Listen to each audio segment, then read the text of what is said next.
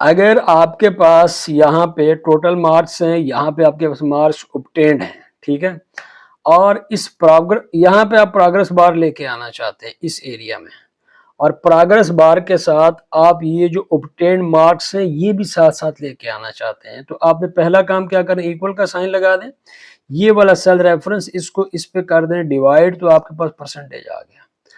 अब आपने एक चीज को रिपीट करवाना है, उसका नाम है वर्टिकल पाइप या वर्टिकल बार।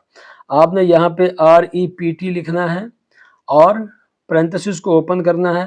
वो जो वर्टिकल बार या पाइप है ना, वो शिफ्ट के बटन को प्रेस करके बैक स्लैश को प्रेस करेंगे तो वो आ जाएगा। फिर कामा लगा दें, कामा लगाने के बाद यहाँ पे आ जाएं और इसको मल्टीप्लाई कर दें 100 से, और पैरेंथेसिस क्लोज करके यहाँ पे एंड का साइन लगाएं, एक स्पेस दे दें थोड़ा सा, ठीक है, डबल कोटेशन मार्क की मदद से, फिर एंड का साइन लगाएं और ये वाला सेल रेफरेंस सेलेक्ट कर दें।